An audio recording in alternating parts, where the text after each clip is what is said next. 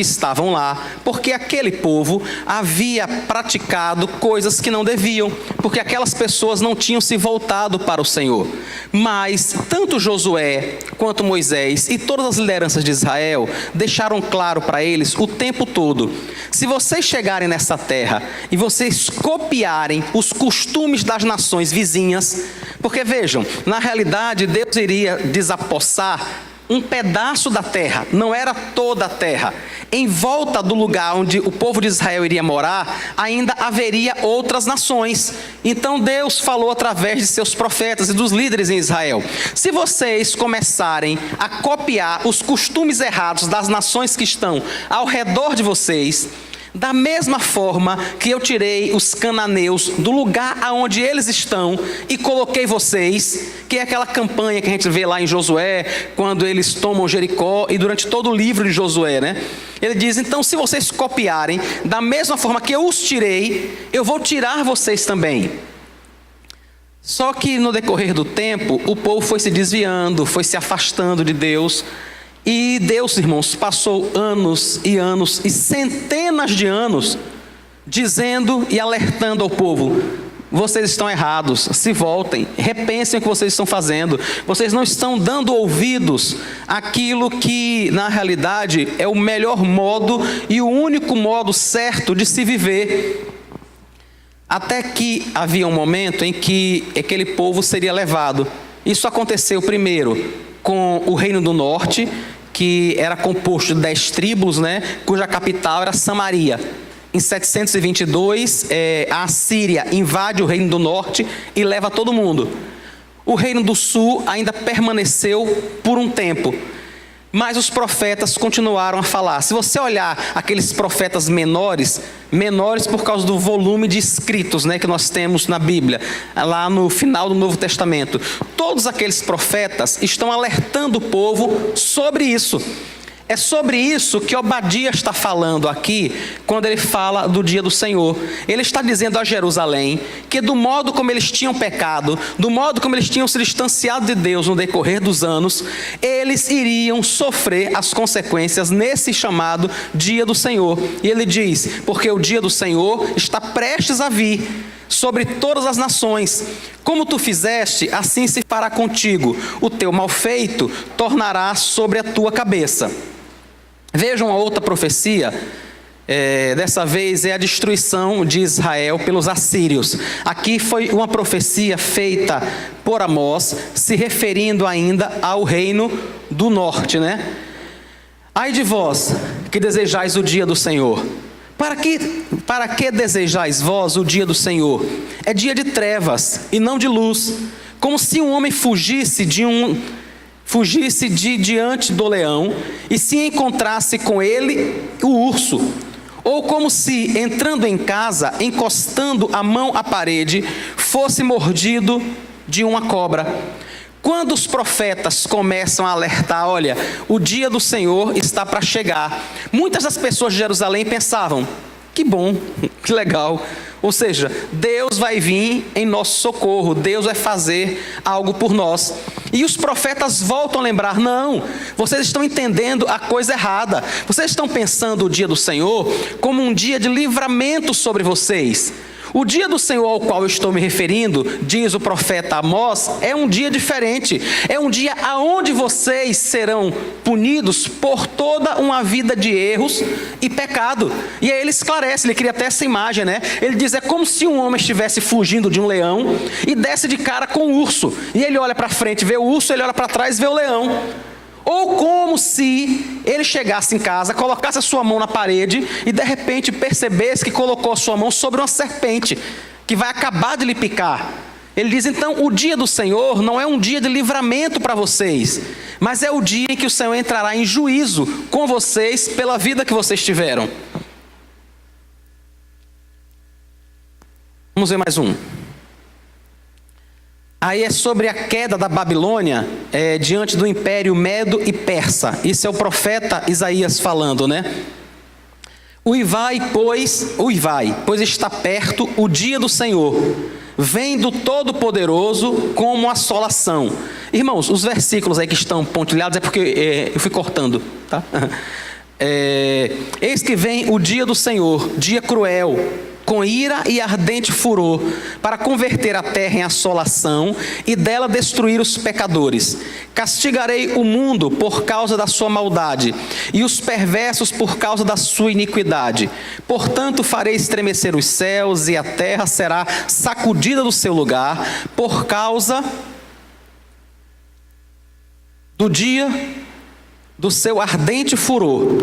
Eis que eu despertarei contra eles os medos, que não farão caso de prata, nem tampouco desejarão ouro. Babilônia, a joia dos reinos, glória e orgulho dos caldeus, será como Sodoma e Gomorra, quando Deus as transtornou. Um dos maiores impérios que nós conhecemos em toda a história é o Império Babilônico, que caiu diante dos medos e persas. Aqui é o profeta Amós fazendo uma profecia contra a Babilônia.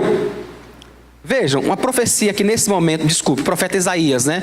O profeta Isaías fazendo uma profecia contra a Babilônia e prevendo que da mesma forma que a Babilônia tinha invadido diversos lugares, tinha provocado dor, tinha provocado destruição, ela também receberia a mesma coisa. Ela também seria destruída, ela também seria atacada. Então até aqui o que nós vimos foi vários profetas fazendo referência a eventos que estavam relativamente próximos a eles e que diziam respeito a Israel e às nações ao redor. E ele chama esse dia, o dia em que o Senhor faria isso, esses eventos, de o dia do Senhor. Mas vocês percebem que o dia do Senhor aqui acontece repetidas vezes?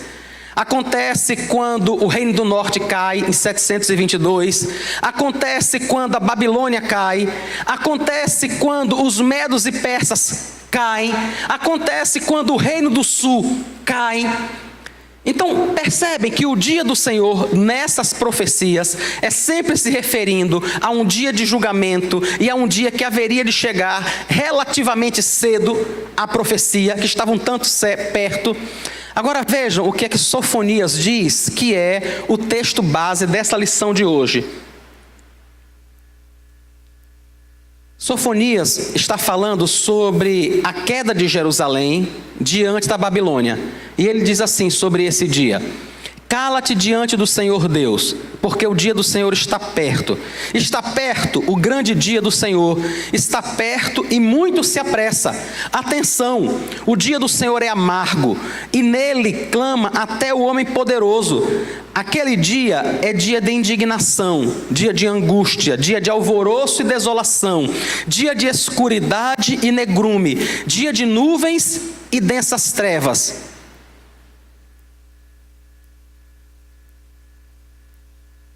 Esse dia ao qual ele se refere, então, é o dia em que Jerusalém haveria de cair. Deixa eu só tentar esclarecer para vocês que quando ele fala em dia do Senhor, irmãos, ele está falando na realidade de um evento, e não de um dia como nós conhecemos hoje, uma data específica e exata. Por exemplo, quinta-feira agora, às 19h30, nós vamos ter o último ensaio com as crianças. É um dia exato, é uma data certa, dia 19, ou dia às 19 horas agora na quinta-feira. Quando for às 19h30, no sábado, nós vamos ter a nossa cantata de Natal com toda a igreja. Isso é um dia específico que a gente está anunciando. É diferente do dia do Senhor, em especial se você prestar atenção na tomada do Reino do Sul. Na realidade, Nabucodonosor investe contra a cidade em pelo menos 3 ocasiões diferentes. Era uma cidade grande, uma cidade murada, uma cidade poderosa, e ele cerca a cidade. Depois ele saqueia a cidade, que é aquele momento em que Daniel e os seus amigos e diversas pessoas, os nobres, são levados de Jerusalém, e ele estabelece um governo local dele, até que em 586 ele vem na sua última investida. É nesse momento que ele derruba os muros de Jerusalém, toca fogo nos muros, derruba o templo. Isso tudo acontece nesse terceiro momento. Os profetas chamam tudo isso de o dia do Senhor. É isso que Sofonias está dizendo, que vai ser um dia de tristeza, um dia de angústia, e que até o homem poderoso vai clamar, vai sentir nesse dia. Eu acho muito legal esse texto, irmãos, quando ele fala aqui quando ele fala do homem poderoso, de como vai ser aquele dia, porque quantas vezes, as pessoas de alguma forma se utilizam de sua força ou seus recursos para sofrerem menos, para se destacarem. Não sei se vocês já ouviram um ditadozinho que diz assim: quem pode mais chora menos. Já ouviram isso? Eu já ouvi várias vezes pessoas dizendo: não, é assim mesmo, quem pode mais chora menos. Nesse dia, que ele chama de o dia do Senhor, ele diz que inclusive aquele que pode mais, inclusive os poderosos e isso e aquilo, todos eles vão sofrer. É um dia, como ele chama, de angústia, de alvoroço, de desolação, de escuridade, negrume, nuvens e densas trevas. Ele vai um pouco mais ainda na imagem para falar sobre esse dia. Ele chega a dizer que vai ser um dia de tanto sofrimento e de tanta angústia,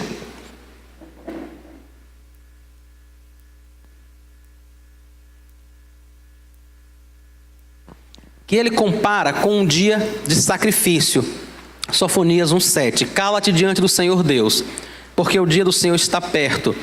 Pois o Senhor preparou o sacrifício e santificou os seus convidados. Em Israel, prescrito pelo próprio Deus, quando ia ter um sacrifício, quando qualquer pessoa levava um animal, uma novilha, um cordeiro para ser sacrificado, a própria pessoa colocava a mão dela sobre o animal e o sacerdote ele cortava o pescoço. E a pessoa ficava segurando a sua mão sobre o animal e percebendo o animal morrer e sua vida ir embora por causa de seus pecados. Era um momento triste, era um momento doloroso. E Deus diz que o momento do julgamento do povo vai ser um momento assim. É muito interessante, irmãos, que ele usa essa imagem, porque era uma imagem que todo mundo conhecia. Todo mundo em Israel já tinha colocado a mão sobre uma ovelhinha bem branquinha, de 1 ano, que nunca tinha carregado nada, bem novinha, bem bonitinha e bem fofinha. Ficou segurando aquela novilha, enquanto o sacerdote cortava o pescoço dela. Enquanto ela percebia aquele animal tremendo e morrendo lentamente sob a mão dela. Todo mundo sabia o que era isso. E o Senhor diz: esse dia, o dia do Senhor, vai ser exatamente assim. Vai ser dessa forma que vai acontecer. Vocês imaginam o como vai ser duro? O como vai ser triste? Da mesma forma que vocês percebem aquele animal morrendo, dessa vez quem vão morrer são vocês.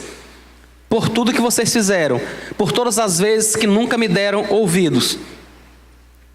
Nesse dia, diz ele, serão julgados todos os idólatras. Estenderei a mão contra Judá e contra todos os habitantes de Jerusalém. Exterminarei deste lugar o resto de Baal, o nome dos ministrantes dos ídolos e os seus sacerdotes, os que sobre os eirados adoram o exército do céu e os que adoram ao Senhor e juram por ele e também por Milcom. Irmãos, o povo de Israel deveria ser um povo monoteísta, Apesar disso, a influência era muito, muito, muito grande daquelas nações vizinhas. E muitas vezes, por não se voltarem para Deus, eles acabavam cedendo à tentação de adorar outros deuses, de buscar outros meios, para tentar se manter, em qualquer caso que fosse, porque não tinham confiança suficiente em Deus. Então, se Deus não está agindo, eu procuro Baal. Se Baal não está agindo, eu procuro Milcom, eu faço alguma coisa. Muitas e muitas vezes, e eu não estou desprezando, irmãos, o sofrimento de quem quer que seja. Não estou. Eu só estou dizendo que mesmo no meio do sofrimento e no meio da angústia, se voltar para outros deuses, se voltar para recursos que não agradam e não glorificam a Deus, não vai resolver. Não vai. Você pode imaginar que talvez você tenha até um alívio temporário. Mas o que vai acontecer depois, o modo como isso vai se voltar contra nós mesmos depois, é muito difícil, é muito duro. Então, se não vale a pena esse tipo de aviso, ou esse tipo de alívio temporário, o ideal é tentar fazer aquilo que é a vontade de Deus, que pode parecer doloroso, pode parecer um pouco mais difícil, pode parecer um pouco mais lento. mas é o que certamente é eficaz. É como se a pessoa tivesse, a pessoa tem alergia a crustáceo, mas ela não consegue entender que ela não deveria comer. Então, toda vez que ela imagina que vai comer crustáceo, ela pega um corticoide, pega um antialérgico, ou os dois de uma vez só, toma umas 2, 3 doses e vai comer. E aí diz assim: não, rapaz, no máximo eu fico com o supercílio um pouquinho inchado. Ou então eu sinto o nariz tapar um pouco, ou sinto a língua ficar um pouco mais grossa e tal. Acontece que a alergia é cumulativa. Sabe, quanto mais ela se expõe ao que causa alergia, mais grave vai ficando. Vai chegar uma hora que ela vai ter um edema de glote, vai chegar uma hora que ela vai ter alguma coisa mais séria, porque ela estava tentando, fazer de um modo mais rápido, de um modo que talvez fosse mais fácil, e nesse caso não tem. Não tem. Eu sou alérgico a camarão, eu tenho uma opção: não comer. Acabou, não tem jeito. E como não foi assim a vida toda, eu sei o quanto camarão é bom. Mas não dá, não tem o que fazer, é assim mesmo. Essas pessoas então adoravam a Deus, e como ele diz aqui, juram pelo Senhor e juram por Milcom.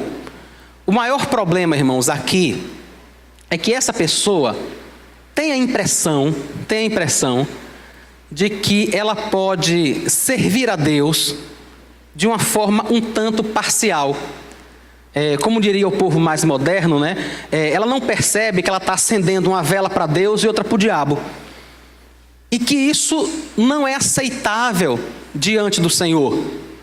Ou nós servimos a Deus de todo o nosso coração, ou não é serviço de jeito nenhum. Ou nós somos fiéis com tudo aquilo que nós temos, ou nós não somos fiéis de jeito nenhum. Por exemplo, digamos que o seu cônjuge seja fiel em você, para você, com relação a tudo.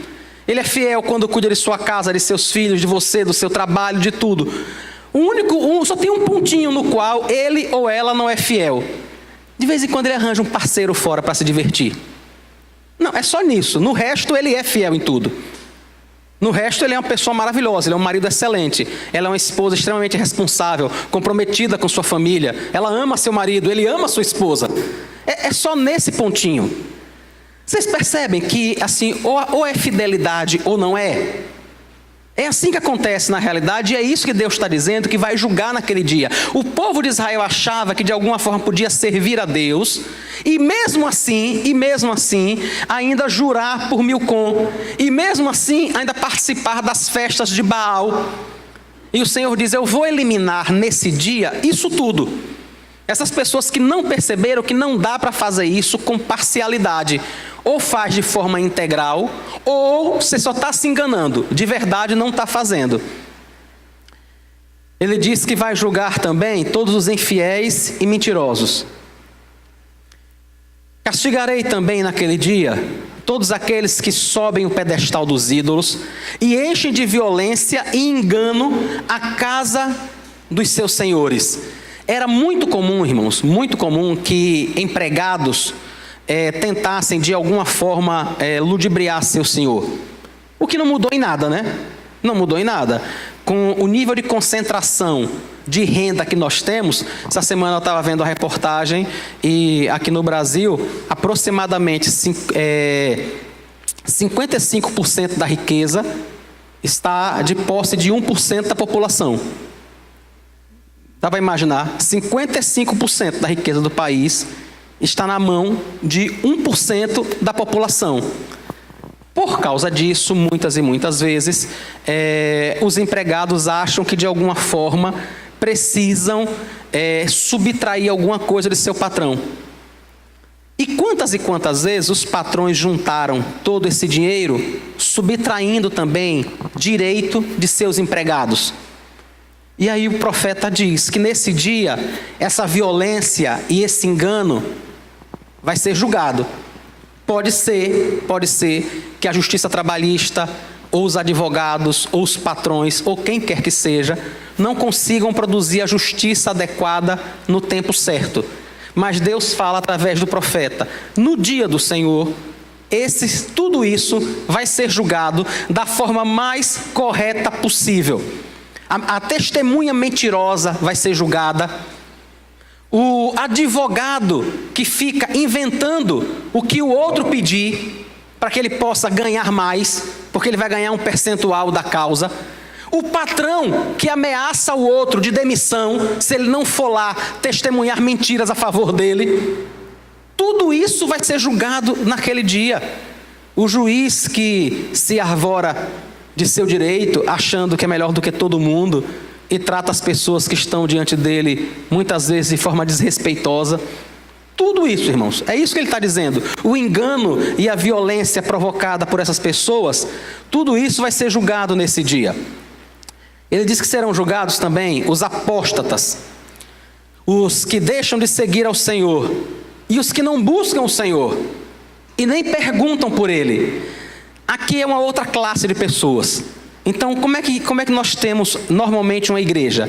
Pessoas que servem e que buscam a Deus, que lutam com suas dificuldades, com suas falhas, com seus pecados, que pedem perdão a Deus, que se voltam, que melhoram, que crescem, mas estão na igreja. Um outro grupo de pessoas que vem à igreja por motivos diversos, às vezes por amizade, por ser um bom meio social, por companheirismo, porque a mãe chamou, porque a esposa insistiu, sei lá, por um monte de motivos, mas que ainda não conhece a Cristo, e que algumas dessas pessoas vão conhecer no decorrer do tempo, outras nem sempre vão. Mas agora aqui ele está falando de um grupo de pessoas que simplesmente, já disse, eu não tenho nada a ver com isso. Aquele lugar não tem nada a ver comigo. Eu estive lá, eu conheci, eu ouvi, eu sei o que é praticado lá, e hoje eu entendo que não tem nada a ver comigo. Não tem nada a ver. Aquele tipo de coisa que é feito na igreja, o que vocês fazem ali, não tem nada a ver com a minha vida. Ele apostatou da fé. Ele nega o que ele aprendeu. E o Senhor diz que nesse dia, essas pessoas também serão julgadas. Uma outra coisa que o Senhor deixa claro através de Sofonias é que esse dia está muito perto. Cala-te diante do Senhor Deus, porque o dia do Senhor está perto, pois o Senhor preparou o sacrifício e santificou seus convidados. Está perto o grande dia do Senhor, está perto e muito se apressa. Atenção, o dia do Senhor é amargo e nele clama até o homem poderoso. Percebem como esse dia está próximo? Algumas pessoas podem dizer assim, mas se aconteceu durante 3 vezes essas investidas de Nabucodonosor contra o reino do sul, como é que a gente pode dizer que o dia do Senhor está perto? Eu preciso lembrar vocês mais uma vez, não é um dia específico, mas é um período no qual Deus julga o seu povo. Deus está entrando em julgamento com o seu povo durante todo aquele período. E esse julgamento se aproxima e segue para o seu ápice. É isso que ele quer dizer. Este dia está se aproximando e está seguindo. A cada dia que se aproxima, o Senhor vai julgando a mim e a você, a cada um de nós. O apóstolo Pedro, irmãos, chega a dizer que o julgamento já começou pela casa de Deus, por nós. Que o Senhor já começou a julgar a cada um de nós. E quem não tem percebido isso no dia a dia da sua vida? Quem não percebe quantas vezes aquilo que fez e que ninguém viu, voltando para lhe encontrar um pouquinho mais à frente, quando a gente achava que ninguém sabia, e que nada ia acontecer, e que ninguém suspeitava, e que de repente no meio do caminho aquilo nos assalta e surge. Ele disse que esse dia será um dia de morte, de dor e de morte. No dia do sacrifício do Senhor, hei de castigar os oficiais e os filhos do rei e todos os que trajam vestiduras estrangeiras. Naquele dia, diz o Senhor, far-se-á ouvir um grito desde a porta do peixe e um uivo desde a cidade baixa e grande lamento desde os outeiros. Aquele dia é dia de indignação, dia de angústia, e dia de alvoroço e desolação, de escuridade e negrume, dia de nuvens e densas trevas, dia de trombeta e de rebate contra as cidades fortes e contra as torres altas. Trarei angústia sobre os homens e eles andarão como cegos, porque pecaram contra o Senhor, e o sangue deles se derramará como pó, e a sua carne será atirada como esterco. Percebem que profunda dor aquelas pessoas enfrentaram como consequência de seus pecados, como consequência de não terem dado ouvido à voz do Senhor? E quantas daquelas pessoas, irmãos, ficam se dizendo assim: não, mas Deus não é amor. Deus não é amor. O que não entendem é que isso é o amor de Deus. Isso é a demonstração do seu amor, que estabeleceu um caminho para eu e você andarmos. E que fora deste caminho, é isso que a gente vai encontrar. O dia do Senhor, um dia de vingança, um dia de dor, um dia de morte, um dia de sofrimento. Como diz aqui o próximo texto, um dia de retribuição pelos pecados. Castigarei também naquele dia todos aqueles que sobem o pedestal dos ídolos e enchem de violência e engano a casa dos seus senhores. Naquele dia, isso tudo vai ser retribuído. Não tem jeito. E eu volto a dizer, irmãos, aquele dia não é um dia apenas, mas isso pode levar longos e longos períodos da nossa vida, como aconteceu com eles. Essas profecias todas diziam respeito ao reino do sul sendo atacado pela Babilônia. É esse o foco do livro de Sofonias. Deixa eu mostrar a vocês agora um pouco desse dia do Senhor sendo também anunciado no Novo Testamento com um foco um pouco diferente. Isso é Jesus quem faz. Em Mateus 24, ele volta a falar sobre esse dia do Senhor. Aqui ele está falando, irmãos, sobre a tomada de Jerusalém pelo Império Romano, quando o imperador Tito entra em Jerusalém no ano 70. Cristo está se referindo a isso, e ele diz: porque nesse tempo haverá grande tribulação, como desde o princípio do mundo até agora não tem havido e jamais haverá. Não tivessem aqueles dias sido abreviados, ninguém seria salvo, mas por causa dos escolhidos, tais dias serão abreviados. Jerusalém foi invadida em 70, completamente destruída, a maior parte da sua população morreu, e só em 1948, Israel voltou a ser um Estado. Dá para imaginar, irmãos? Quase 2000 anos depois, quase 2000 anos desse dia que o Senhor Jesus fala. Ele diz que esse dia vai também ser um dia de lamento. Veja se não lembra a profecia lá de Sofonias também. Logo em seguida a tribulação daqueles dias, o sol escurecerá, a lua não dará a sua claridade, as estrelas cairão do firmamento e os poderes do céu serão abalados. Não parece com o texto de Sofonias falando sobre a tomada de Jerusalém? Um dia de escuridão, um dia de negritude, um dia onde as estrelas vão cair do céu, um dia onde os firmamentos serão abalados. Isso tudo é Cristo se referindo à tomada de Jerusalém. Ele ainda diz que também será um dia onde os pecados serão retribuídos, exatamente como Sofonias fala naquele período lá também.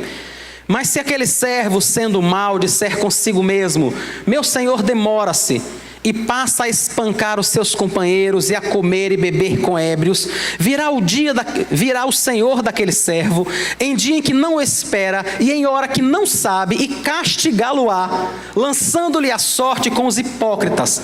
Ali haverá choro e ranger de dentes.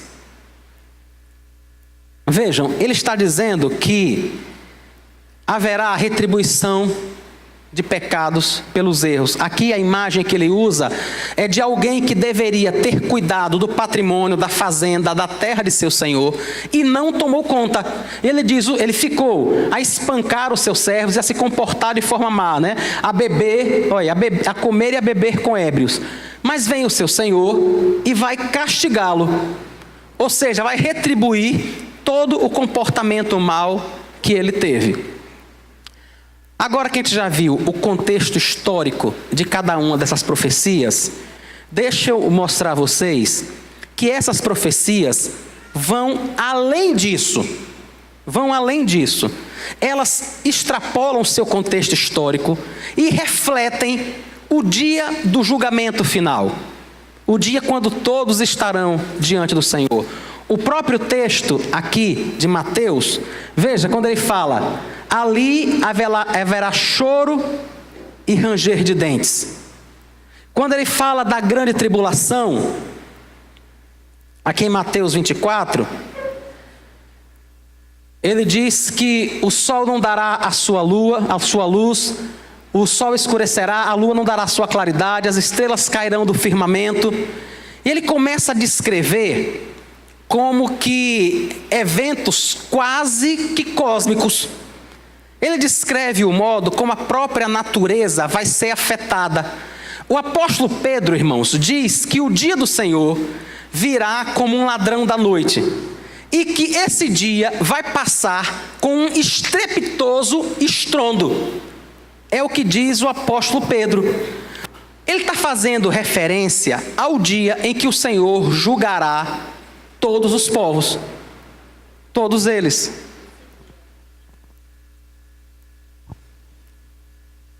Esse dia do Senhor, que assim, eu lembro que na lição, uma das lições que foi dada aqui, que o dia da tribulação, que a grande tribulação não era especificamente um dia, mas que eu entendi, né? Mas aqui a grande tribulação era que todos iam passar tribulações na vida, não é isso?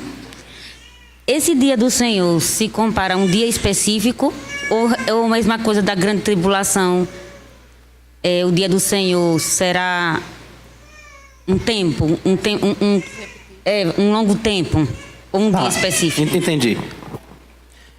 Irmãos, no seu contexto histórico, isso era período mesmo. Foi o que aconteceu com Sofonias.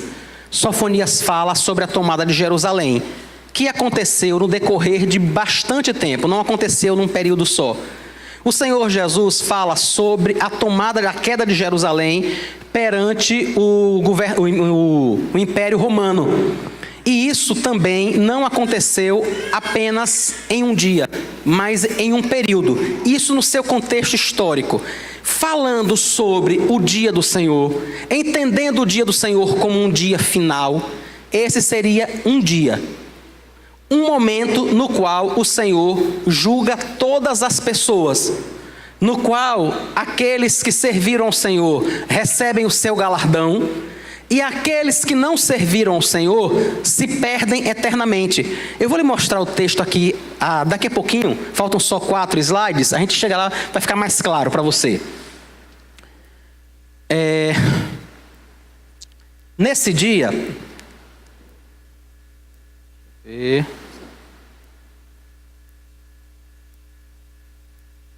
Nesse dia, agora ele está se referindo a um momento quando Deus vai julgar todos os povos. Ele está se referindo a um momento onde o mar entregou os seus mortos, onde a terra entregou os seus mortos, onde todos ressuscitaram e estão diante do Senhor. Então ele diz: quanto porém aos covardes, aos incrédulos, aos abomináveis, aos assassinos, aos impuros, aos feiticeiros, aos idólatras e a todos os mentirosos, a parte que lhes cabe será no lago que arde com fogo e enxofre, a saber, a segunda morte. Esse dia, irmãos, é aquele mesmo dia falado pelo apóstolo Paulo aos Tessalonicenses, quando ele diz que vai ser ouvida a trombeta de Deus, vai ser ouvida a voz do arcanjo, os que morreram em Cristo vão ressuscitar. É o mesmo dia que Cristo diz que os anjos vão sair e recolher dos 4 cantos da terra os seus escolhidos.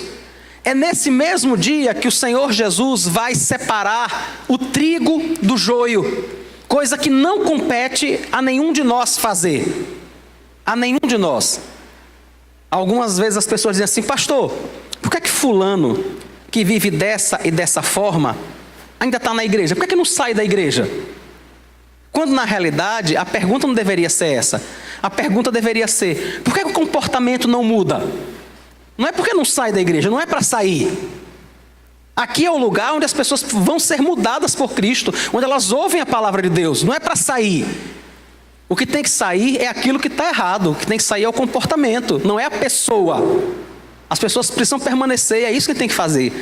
Quem vai e quem pode retirar as pessoas no dia que Ele quiser, no dia do Senhor, é o próprio Cristo. É Ele quem faz, é Ele quem separa o trigo do joio. Nós não sabemos, ninguém tem na testa escrito trigo, escrito joio. O que nós podemos fazer é pregar o tempo todo para todo mundo. E acabou, inclusive para nós mesmos. E no dia Ele fará isso, Ele vai separar essas pessoas. Então nesse dia, irmãos, que vai ser esse dia realmente definitivo, essas coisas vão deixar de existir, né? Mas será também um dia festivo para os santos. Só. Tá. Nesse dia do Senhor, aqueles que não serviram a Cristo serão julgados eternamente. Aqueles que serviram também. Só que o julgamento daquele que conhece a Cristo é apenas para que ele receba o galardão por tudo que fez. Por tudo.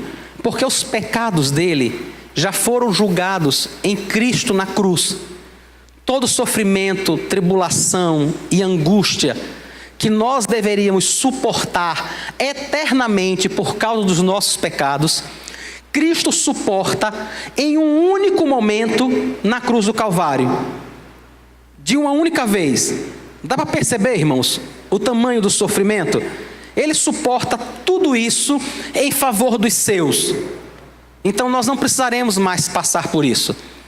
A única coisa que o único julgamento ao qual nós seremos submetidos é para que nós possamos receber a justa retribuição pelo que fizemos com os dons que o Senhor nos deu, com as capacidades, com a habilitação que o Senhor nos deu, e que Ele capacitou pessoas diferentes, de formas diferentes, e que essas pessoas usaram isso de formas diferentes também, e naquele dia, é isso que nós vamos receber.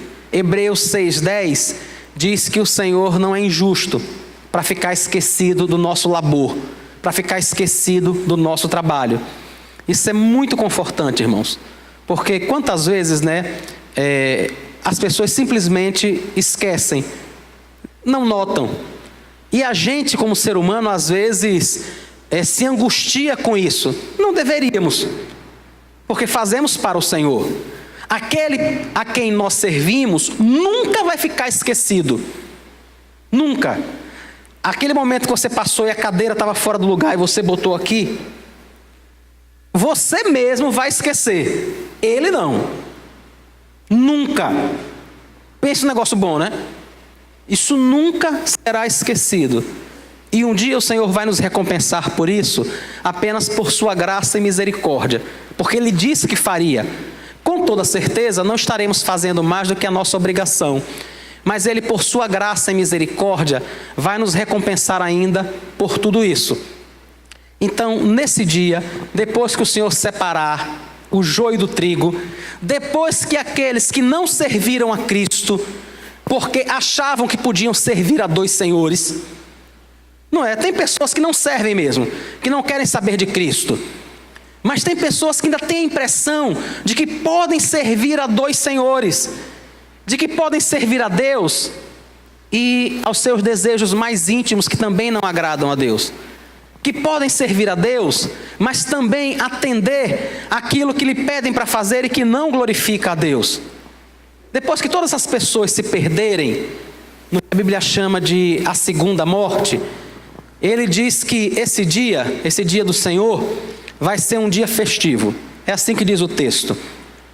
Vi novo céu e nova terra, pois o primeiro céu e a primeira terra passaram, e o mar já não existe. Vi também a cidade santa, a nova Jerusalém, que descia do céu, da parte de Deus, ataviada como noiva, adornada para o seu esposo. Então ouvi grande voz vinda do trono dizendo: eis o tabernáculo de Deus com os homens. Deus habitará com eles. Eles serão povos de Deus, e Deus mesmo estará com eles.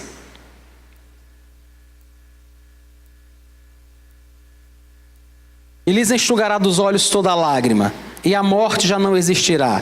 Já não haverá luto, nem pranto, nem dor, porque as primeiras coisas passaram. E aquele que está sentado no trono disse: eis que faço nova todas as coisas. E acrescentou: escreve, porque estas palavras são fiéis e verdadeiras. Disse-me ainda: tudo está feito, eu sou o alfa e o ômega, o princípio e o fim. Eu, a quem tem sede, darei de graça da fonte da água da vida. O vencedor herdará estas coisas, e eu lhe serei Deus, e ele me será filho. É o fim para os justos, para aqueles que serviram a Deus. Entendam, irmãos, que esse dia do Senhor, que na realidade a gente pensa assim, não, mas não aconteceu até hoje. É verdade, as pessoas não foram todas julgadas de uma vez só. Mas vocês percebem a proximidade desse dia do Senhor para mim, para você e para qualquer pessoa. Sabe por quê? Porque no momento em que o meu coração e o seu coração pararem, esse dia chegou para a gente. Percebem porque o clamor de Sofonias? O dia do Senhor está perto, ele se aproxima. Percebem porque que conosco também é assim? Quem garante que chegaremos todos ao final deste domingo vivos? Aqui, quem garante? Essa semana o irmão Sproul, é um teólogo muito conhecido, que escreveu 1 milhão de livros, um homem de Deus, com 83 anos, foi chamado a estar com o Senhor. Certamente ele imaginava que este dia iria chegar. Ele tinha 83 anos, e agora está com o Pai. Mas quantas pessoas têm morrido com bem menos idade do que isso? Então o que eu e você precisamos refletir é: o dia do Senhor não é um dia longe, sabe? O dia do Senhor é um dia extremamente perto, que eu preciso pegar o meu filhinho pequeno, trazer à casa do Senhor e falar de Cristo para ele. Porque quem garante que ele vai chegar na adolescência?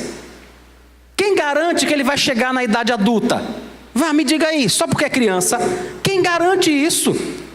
Entendem, irmãos, que não há garantia alguma? Entendem por que a urgência, a necessidade da gente falar do Evangelho um para o outro o tempo todo, para os nossos filhos, para a esposa, para o esposo, para o amigo, para todo mundo? Porque o dia do Senhor se aproxima e está vindo. Está vindo. Se a igreja não for arrebatada agora, se nós não ouvirmos a última trombeta, se nós não ouvirmos a voz do arcanjo, nós podemos deixar este mundo e este dia terá chegado para nós. Então assim, eu tenho que ter todo o cuidado do mundo com a minha própria alma, vigiar sobre o meu próprio coração, porque eu não sei quando isso vai acontecer.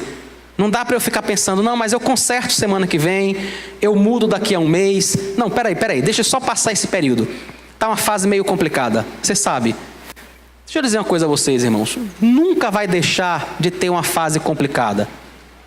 Sabe o que é nunca? Porque nós vivemos num mundo que jaz no maligno. Nós vivemos num mundo extremamente difícil.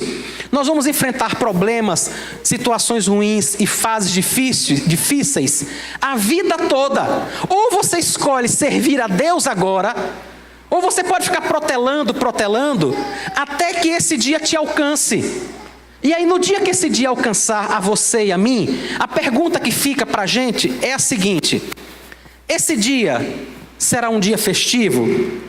Será um dia no qual as lágrimas serão enxugadas?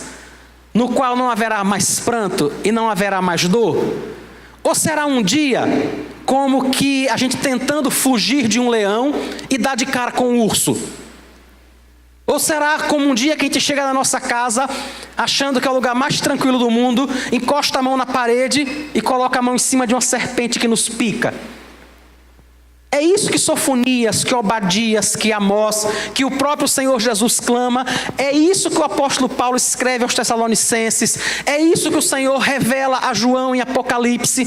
O dia do Senhor vem e ele está próximo.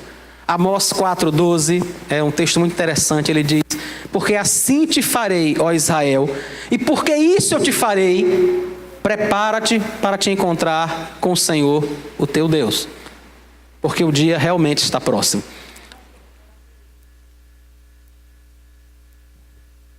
Será que não é esse versículo que causa tanto pavor a muitas pessoas da morte? Deus me livre, meu pai, morrer. Será que não é esse versículo? A Bíblia diz que... Eu estou falando assim, sim, eu entendo. Para os que frequentam a igreja, né? Sim, porque sim. Se for fazer assim, eu acho que se eu fosse fazer uma pesquisa aqui, talvez muitos dissesse assim, que não tinha medo da morte. Mas Deus sabe que teria. É difícil alguém não ter medo da morte, né? Não é? Qualquer pessoa aqui que começa a passar mal, vai esperar terminar a escola dominical. O que a gente teme é o sofrimento do momento. Não é o que vai acontecer. A gente só precisa desclassificar o que a gente está chamando de medo da morte, né? Por exemplo, eu tenho receio, é óbvio, do modo como isso vai acontecer. Qualquer pessoa pode ter receio disso. Você morrer lentamente, definhando numa cama, com um tumor no cérebro, é uma coisa. Você atravessar a rua, ser atropelado, é outra. Então, assim, o que causa uma certa angústia na gente é isso. Como é que vai acontecer? Como é que vai se dar? Não é de para onde a gente vai. Por exemplo, eu quero ir para o céu, eu só não quero morrer. Eu queria ir para o céu, entendeu? Eu queria ser arrebatado. Mas será que bate aquele negocinho na consciência, tipo assim, poxa, eu fiz tanta coisa errada? Em todo mundo, Solange. Então, mas assim, em todo mundo. O medo de chegar diante de Deus, eita, será que eu vou mesmo? Não, então vejam. Irmãos, quem é que não tem receio de seus pecados e de suas falhas? Quem é que não tem, né? Todos nós temos. É óbvio que todos nós temos. A diferença é que realmente nós confiamos em Cristo que nos salvou. Mas esse receio, Solange, é até saudável se ele nos ajuda a evitar o pecado. Entendeu? Se esse receio nos ajuda a nos afastar do pecado, a viver para Deus, isso é inclusive saudável. Como a pessoa, por exemplo, que diz assim: não, eu tenho medo de atravessar a rua. Não, peraí. Você tem medo exatamente de quê? Você tem medo de ser atropelado, né? Só é você olhar para um lado e para o outro da rua. Porque a rua todo mundo vai ter que atravessar. O que você precisa saber é como você vai fazer isso. Então o que nós precisamos fazer, irmãos, é pedir graça a Deus. Achar que ninguém tem receio do sofrimento que vai passar na hora de morrer.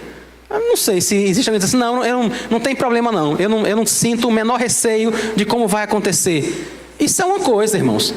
Quando a pessoa está doente, quando está sofrendo, é bem diferente. É bem diferente, né?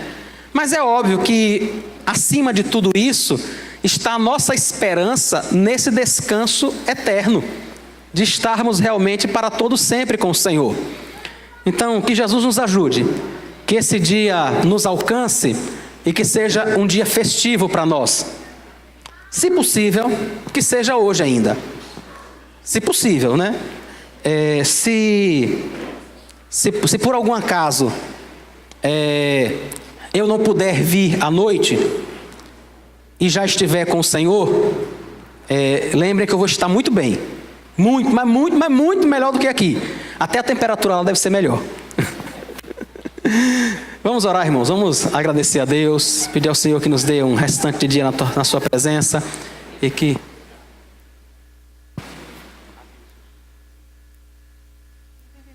Irmãos, um minutinho só. Aqui o Elton vai falar um segundinho só, por favor. Só eu queria lembrar, né, que hoje às 17 horas, lembrar os homens... Aí Ailton pediu que falasse com as mulheres, para as mulheres poderem liberar os homens, né, para vir para a fundação da UPH. né? Então, 5 horas, né, impreterivelmente, nós teremos a fundação da União Presbiteriana de Homens na Jardim das Oliveiras, né? Então, hoje. Então, será só para eleição. Então, todos os homens, né, estão convidados. Quero lembrar também, a nossa irmã Lidna pede para lembrar que os convites para a nossa cantata do Natal está com ela. Então, agora pela manhã, você pode pegar com ela.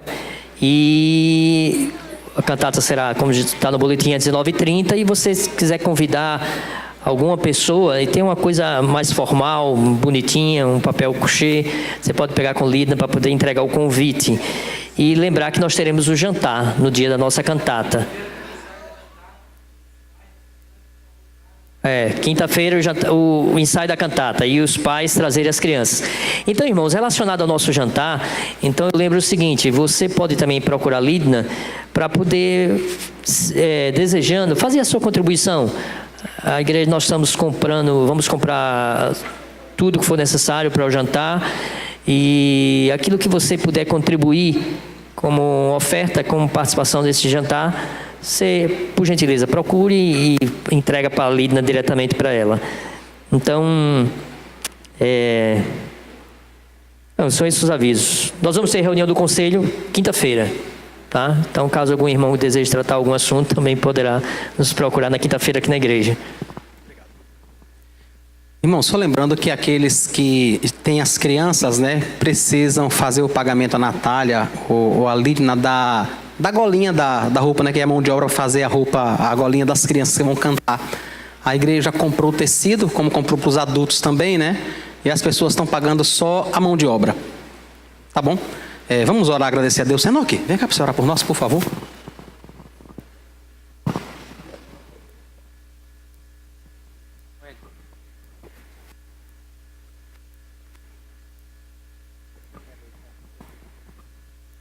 Oremos. Deus Todo-Poderoso, muito obrigado, Senhor, por essa manhã, por tudo quanto o Senhor tem concedido a nós, por cada vida, cada família que aqui está. Muito obrigado pela lição da Escola Dominical, pela mensagem. Nós devemos estar preparados, vigiando, orando, porque nós não sabemos quando será esse dia para nós, não sabemos o momento do encontro que teremos contigo, mas devemos estar preparados para isso. Cada dia, ó Deus, nos abençoe, nos fortaleça, Teu Espírito Santo nos enchendo, para que possamos a cada dia nos aproximar mais do Senhor, nos afastar mais deste mundo tenebroso de pecado. Dê-nos uma tarde abençoada, um almoço, e para onde quer que formos, que seja bênção para aqueles que nos rodeiam também. Continue com a Tua mão poderosa, estendida sobre nós, nos abençoando, que somos carentes e necessitados de Ti, ó Deus. No nome de Jesus, nós te oramos agradecidos. Amém. Deus abençoe vocês, irmãos. Até a noite ou até a glória.